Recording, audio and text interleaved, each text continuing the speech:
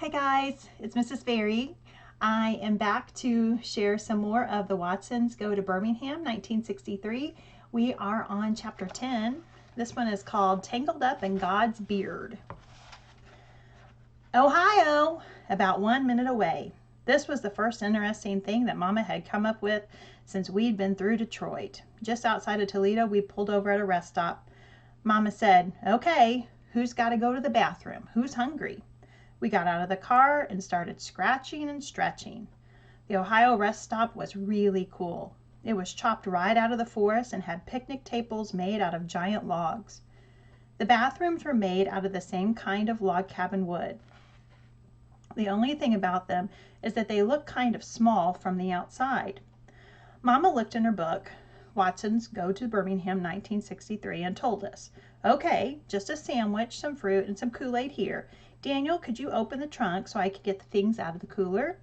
While Mama got the food and Dad looked under the hood of the brown bomber, I went to the door in the little log cabin that had men carved on it. As soon as I opened the door, I gagged. The toilets in Ohio weren't anything like Michigan toilets. Instead of a white stool with a seat, there was a seat on a piece of wood with a great big open black hole underneath, with the sound of flies coming out underneath. No flusher, no water, no nothing. It looked like if you sat on the seat, you might end up getting sucked down under Ohio somewhere.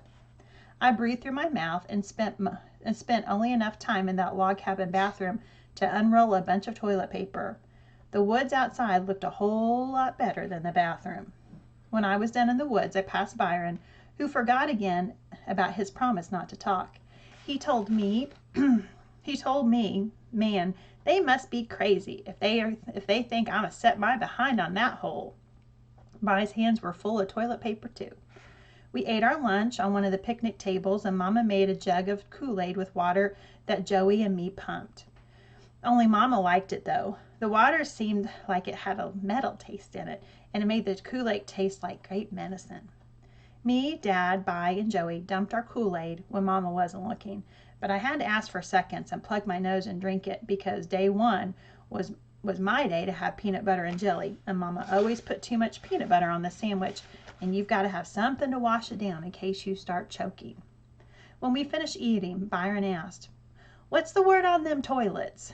Mama and Dad cracked up. "So you like those, huh?" Dad said. Mama said, "You better get used to those, Byron. That's an outhouse, and that's what Grandma Sands has." "What?" If you try to be cool all the time and something surprises you, you sure do look stupid." "Uh-huh," Dad said. "That's where you're going to be going to take care of your business for a while." Bi said, "Wait, let me dig this. You mean if I got to go to the bathroom, I got to go outside into a little nasty thing like that? Ain't they got no sanitation laws down there? How you going to have a hole for a toilet and not get folks sick? Don't them attract flies?" Mama and Dad laughed again. Mama said, "Your Grandma Sands always says it seems a lot nastier to her to be doing that in the house.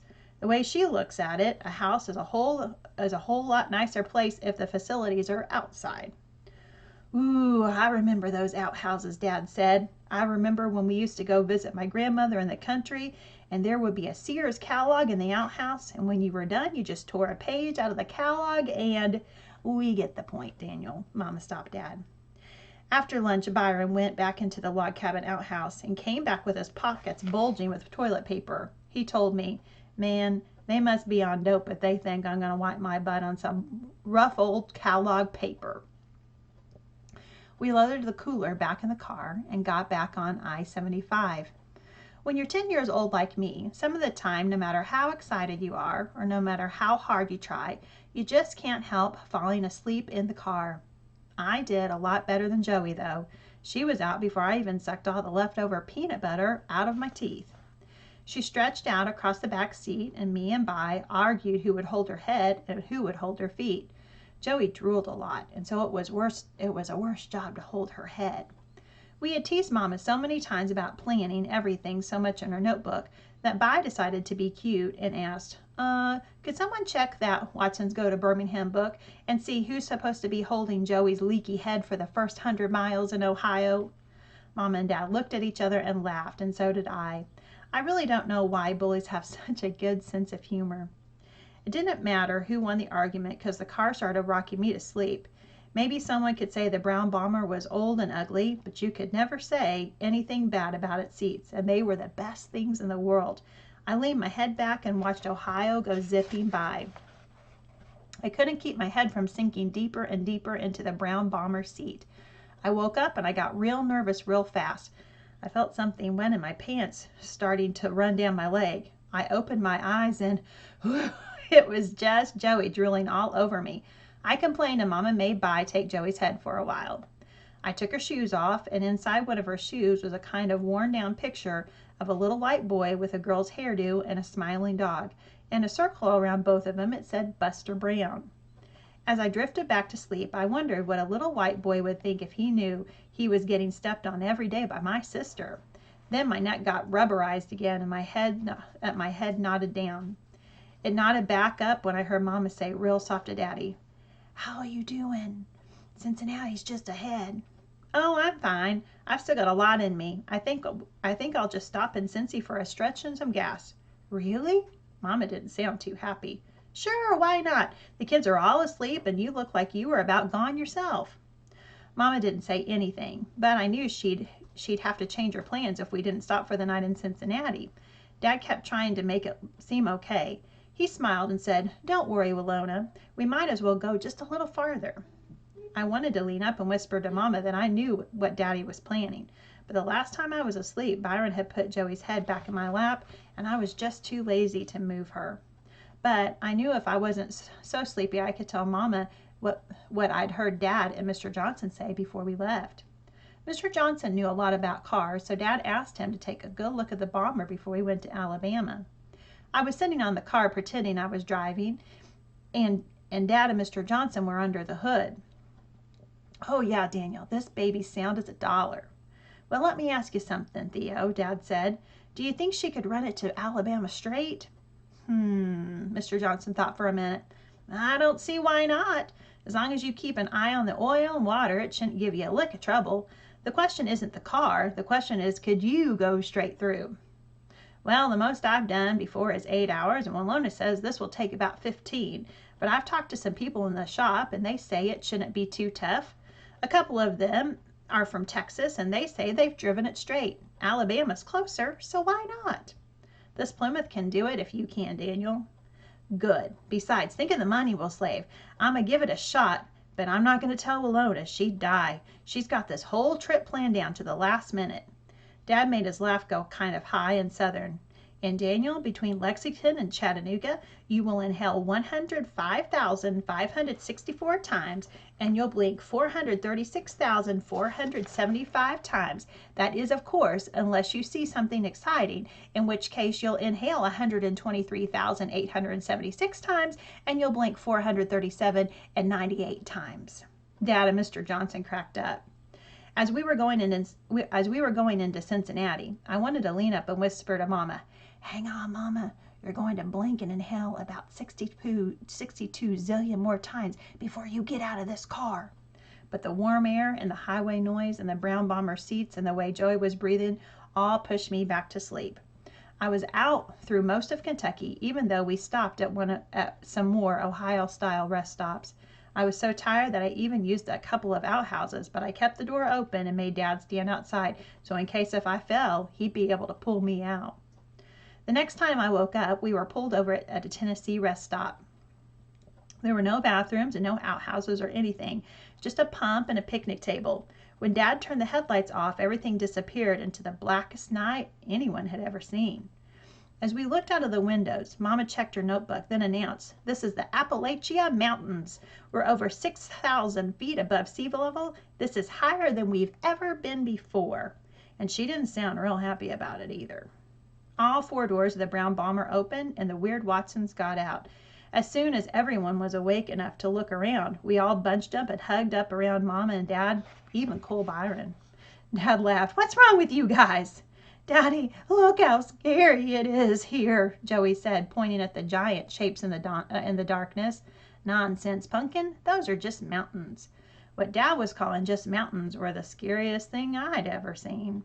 On every side of us were great big black hills, and behind those were even bigger, blacker hills, and behind those were the biggest, blackest hills.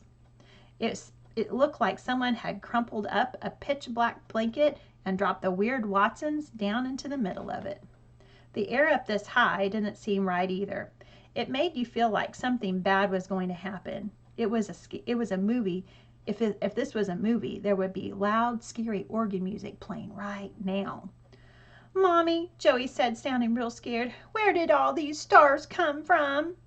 We all looked up, and instead of seeing the normal amount of stars, it looked like there had been a star explosion. There were more stars in the sky than empty space. That's because the air is so clean here. This is what the sky looks like in Birmingham. Up close to us in the rest stop, all we could see was the pump. It looked like a deformed, evil, one-armed space robot. As our eyes got used to the dark, we could see the picnic table, and behind it, that black woods. Most of the time, Mama and Daddy don't like arguing in public, but Mama was real hot. She said, well, do you see what nonstop driving has done? Do you see? Instead of being in a hotel, you've driven us straight into hell. That got everyone's attention because Mama almost never cusses. This really scared me. I know it's stupid, but I stopped and said, I thought we were in Tennessee. Joey started boo-hooing right away. After we nervously nibbled on snacks, everyone sat on the same side of the picnic table. Me and Vi had to go to the bathroom in the woods. We found 2 trees where we could keep our eye on each other, and I said, Vi, do you think there are snakes out here? Snakes? I ain't scared of no snake. It's the people I'm worried about. I stopped looking at the ground and began watching the black woods. What people? I wished I'd picked a tree closer to Byron. Didn't you hear Mama say this is Appalachia? So? Man, they got crackers and rednecks up here that ain't never seen no Negroes before. If they caught you out here, they'd hang you now. Then they'd eat you later. What's a redneck? A hillbilly, only worse. Some of them don't even speak English. We made a break for the brown bomber. If Byron was too scared, if he was trying to scare me, he was scaring himself too. I went too fast though, and I felt a couple of warm dribbles dribbling down my leg. This time I couldn't blame it on Joey's drooling either. But I didn't care. Having a little pee in your pants had to be better than being dinner for some redneck. We loaded the car back up, and no one really relaxed until Dad drove back out on I-75 and turned the headlights on. The lights knocked some of the darkness out of the way, and we felt safe again. Everybody was better and laughing and talking a mile a minute. I can't believe how this air feels, Dad said. He was right. Everything smelled light and green. Whose turn is it on the Ultra Glide? Mine, I yelled. I handed Mama Yakety Yak, and they all moaned. Dad stuck his hand out the window just as the song came on and said, feel that coolness. It feels like you're running your fingers through silk. Me, Mama, Joey, and even Daddy Cool all did what Daddy told us to, and Daddy was right. It felt great. Wiggle your fingers in it, Dad said. We all did, and the air seemed slippery and cool as it blew in your hand. We're so high and the air is so perfect that do you know what I think you're doing? Dad said. What? I think we've got fingers in God's beard, and as we drive, we're tickling him. Byron acted like he was going to throw up. As we dove down the mountains with our arms sticking out of the windows and our fingers wiggling in the breeze, I thought the brown bomber must have looked like a bug laying on its back with 4 skinny brown legs sticking out and twitching to try to put its feet back to put it back on its feet. Whatever we were doing, it was the best part of the trip so far. What could be better than driving on the mountain while Yakety Yak played and the cool light air blew all over you? And that's the end of chapter 10.